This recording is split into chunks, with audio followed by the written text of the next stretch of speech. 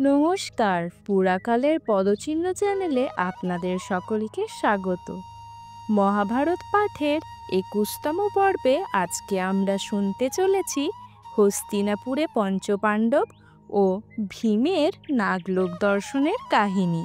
পাণ্ডুর আশ্রমের নিকট যে সকল ঋষি বাস করতেন তারা মন্ত্রণা করে পাণ্ডু ও মাতৃর মৃতদেহ নিয়ে কুন্তী ও রাজপুত্রের সঙ্গে হস্তিনাপুরে গেলেন। এই সময়ে যুধিষ্ঠিরের বয়স ১৬, ভীমের বয়স ১৫, অর্জুনের ১৪ এবং নকুল সহদেবের ১৩।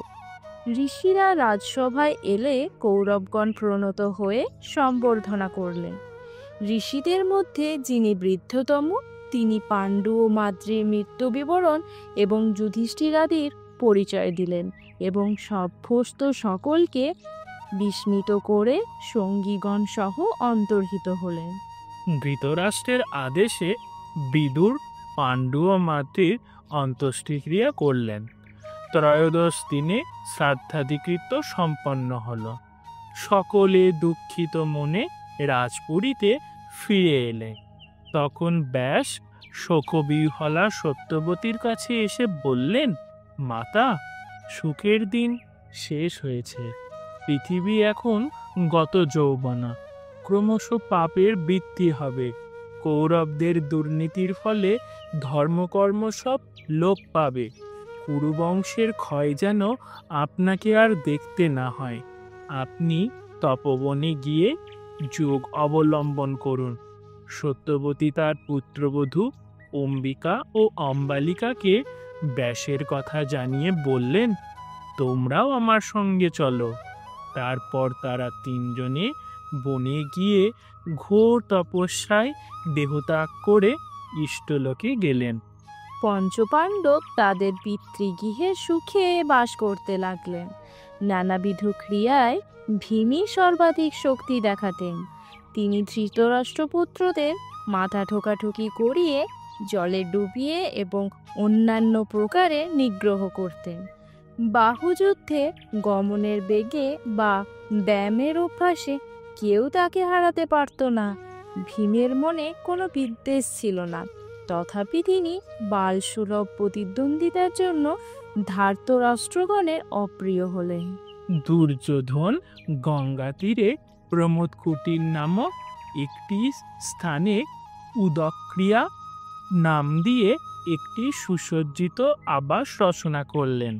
সেখানে নানা প্রকার খাদ্যদ্রব্য রাখিয়া পঞ্চপাণ্ডবকে ডেকে নিয়ে গেলেন।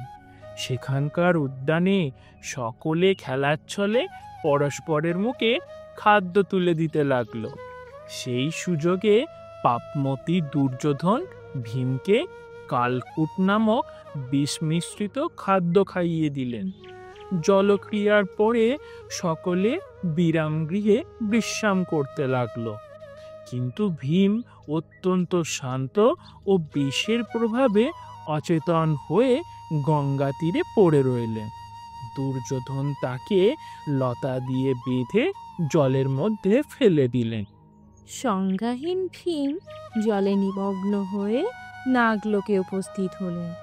মহাবীর সর্পগণ তাকে দংশন করতে লাগল। সেই জঙ্গম সর্পবিষে স্থাবর কালকূট বিষ নষ্ট হলো। চেতনা পেয়ে ভীম তার বন্ধন ছিন্ন করে সর্পবধ করতে লাগলেন। তখন কতগুলি সর্প নাগরাজ বাসুকীর কাছে গিয়ে সংবাদ দিলেন। বাসুকী ভীমের কাছে গিয়ে তাকে নিজের দহিত্রের দহিত্র অর্থাৎ কুন্তিভোজের দহিত্র বলে চিনতে পেরে গাঢ় আলিঙ্গন করলেন। বাসুকী বললেন, একে ধনরত্ন দিয়ে সুখী করো। একজন নাগ বললে, ধন দিয়ে কি হবে? যদি আপনি তুষ্ট হয়ে থাকেন তবে এর কুমারকে রসায়ন পান করতে দিন। বাসুকীর আজ্ঞায় নাগগণ ভীমকে রসায়ন কুণ্ডের কাছে নিয়ে গেলেন। ভীম সস্তয়ন করে শুচি হয়ে পূর্বমুখে বসলেন এবং এক নিঃশ্বাসে এক একটি কুণ্ডের রস পান করে ৮টি কুণ্ড নিঃশেষ করলেন। তারপর তিনি নাগদত্ত শয্যায় শুয়ে সুখে নিদ্রিত হলেন। জলবিহার শেষ করে কৌরব ও পাণ্ডবগণ ভীমকে দেখতে পেলেন না। ভীম আগেই চলে গেছে মনে করে তারা রথ গজ ও অশ্বের পিঠে চড়ে হস্তিনাপুরে ফিরে গেলেন। ভীমকে না দেখে কুন্তী অত্যন্ত উদ্বিগ্ন হলেন। বিদুর, যুধিষ্ঠির প্রভৃতি সমস্ত নাগরোদ্যানে অন্বেষণ করেও কোথাও তাকে পেলেন না। কুন্তীর ভয় হলো, হয়তো ওই কুড়মতি দুর্যোধন ভীমকে হত্যা করেছে। বিদুর তাকে আশ্বাস দিয়ে বললেন, এমন কথা বলবেন না। মহামুনি ব্যাস বলেছেন, আপনার সমস্ত পুত্রেরা অনেক দীর্ঘায়ু হবে। অষ্টম দিনে ভীমের নিদ্রাভঙ্গ হলো। নাগগণ তাকে বললে, রসায়ন জীর্ণ করে তুমি অযুত হস্তির বল পেয়েছ, এখন দিব্য জলে স্নান করে দিহে যাও। ভীম স্নান করে উত্তম অন্ন ভোজন করলেন এবং নাগদের আশীর্বাদ নিয়ে দিব্য আভরণে ভূষিত হয়ে স্বগৃহে ফিরে এলেন। সকল বৃত্তান্ত শুনে যুধিষ্ঠির বললেন, চুপ করে থাকো, এ বিষয় নিয়ে আলোচনা করো না। এখন থেকে আমাদের সাবধানে থাকতে হবে। দুর্যোধন বিফল মনোরথ হয়ে মনস্তাপ ভোগ করতে লাগলেন।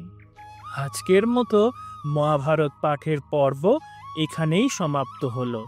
আগামী দিন আপনারা শুনতে পাবেন মহাভারতের এক নতুন কাহিনী। নমস্কার।